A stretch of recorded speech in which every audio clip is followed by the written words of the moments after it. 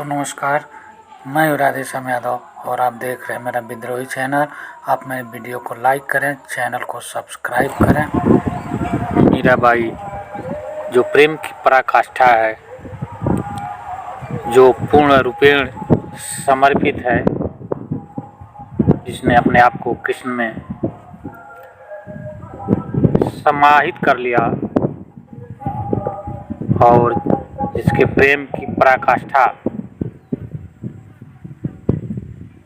जिसने प्रेम की पराकाष्ठा के दर्शन किए, उनके संबंध में दो चार शब्द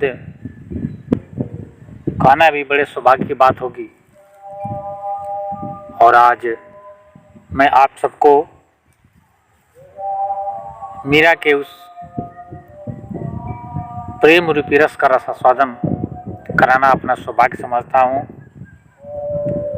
आज हम मीरा के जीवन की कुछ खास घटनाओं की चर्चा करेंगे, जिससे हमारे हृदय का भी कोई द्वार खुल सकता है और हमारा हृदय, हम सबका हृदय भी उस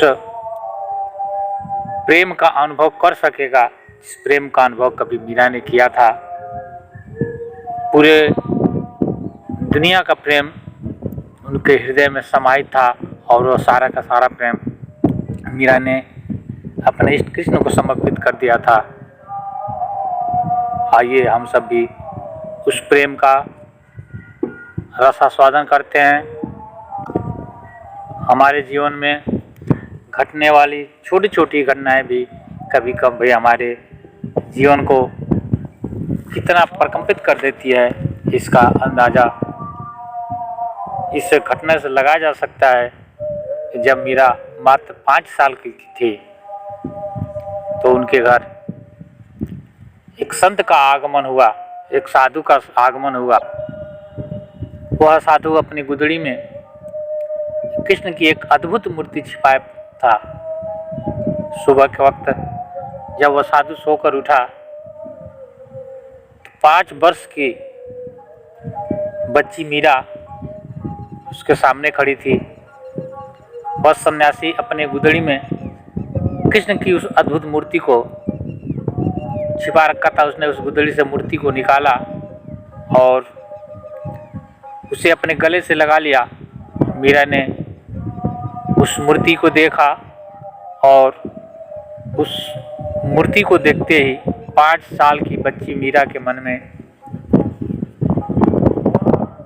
जैसे कोई बिजली कौंध गई, जैसे जन्मों जन्मों का कोई नाता उस मूर्ति के अंदर समाहित हो गई।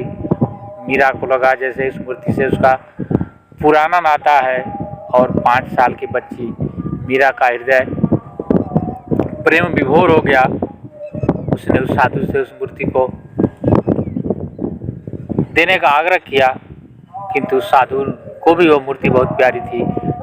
वर्षों से वह इस मूर्ति को अपने सीने से लगाए फिर रहा था और उस मूर्ति में कुछ अद्भुत चीज़ें भी थी जो देखने वाले के हृदय में सहज उतर जाता था। निश्चित रूप से जिस मूर्तिकार ने उस मूर्ति को बनाया होगा, कोई न कोई रिश्ता उस कृष्ण से जरूर रहा होगा, जो जिसकी पूजा पूरी दुनिया करती है, क्योंकि इतनी सुंदर मूर्ति वही बना सकता है जिसने कृष्ण को देखा हो, जिसने कृष्ण की मौजूदगी को महसूस किया हो, जिसने कृष्ण के शरीर के स्पर्श को महसूस किया हो और जिसने कृष्ण के बजाते बांसुरी को देखा हो और जिसने कृष्ण की बांसुरी के आवाज़ का अनुभव किया हो, वही मूर्तिकार बना सकता है। तो इतनी वर्षों से जिसे लिए वह सन्यासी फिर रहा था, वह मूर्ति भरा एक 5 साल की बच्ची को कैसे दे सकता था। उसने उस मूर्ति को मीरा को नहीं दिया और उसी दिन वह घर छोड़ के चला गया।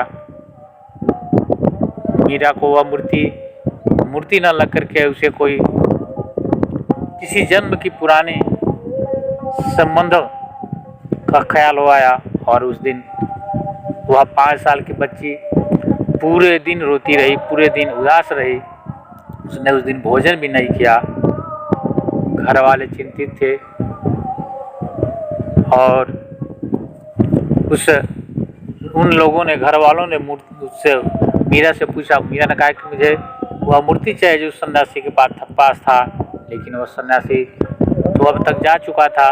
अब घर वाले उस सन्यासी को कहाँ ढूंढें, सन्यासी का कोई अता पता नहीं होता है। और फिर यह भी ठीक से कह पाना मुश्किल था कि मिलने के बाद भी वह सन्यासी वह मूर्ति देने को राजी होगा। पूरा परिवार 5 साल की उस बालिका मीरा को समझाने का प्रयास किया, किंतु वह मीरा मानने के लिए तैयार न थी। उसने जिद कर रखी थी कि मुझे वह मूर्ति चाहिए। पूरा दिन उसने एक अन्न का दाना मुंह में न डाला, पूरी रात रोती रही, पूरे दिन रोती रही। और उधर उस सन्यासी के साथ भी उसी रात एक अद्भुत घटना घटी।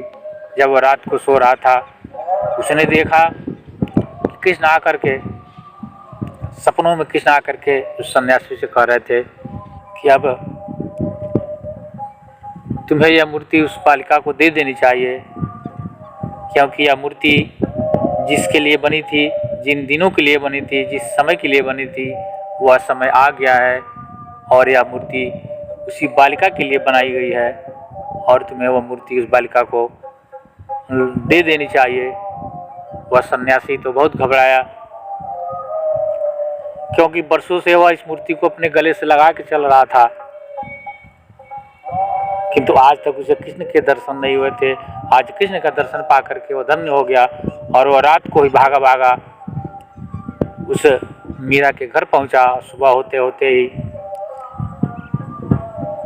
सुबह का पौ फटते ही वह जाकर के मूर्ति उस मीरा के घर वालों को समर्पित कर दिया।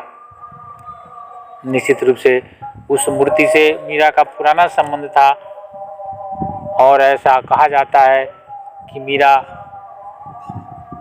ने खुद कहा है कि वह कृष्ण के समय ललिता नाम की एक गोपी थी जिनका पुनर्जन्म हुआ था। और यह सत्य भी है कि जितना गहरा प्रेम मीरा ने किया था कृष्ण से, निश्चित रूप से इतना गहरा प्रेम वही कर सकता है जो कभी कृष्ण के साथ जिया हो, जो कृष्ण का स्पर्श किया हो, जिसने कृष्ण के बांसुरी की आवाज़ सुनी हो, जिसने कृष्ण के बांसुरी पर नृत्य किया हो और जिसका रोम रोम कृष्ण के बांसुरी पर झूमा हो। मित्रों, यह वीडियो लंबा हो रहा है। अगर यह वीडियो पसंद आए तो इसे लाइक करें, मेरे विद्रोही चैनल को सब्सक्राइब करें। मिलते हैं अगले वीडियो में, तब तक के लिए नमस्कार, जय हिंद, जय भारत, वंदे मातरम।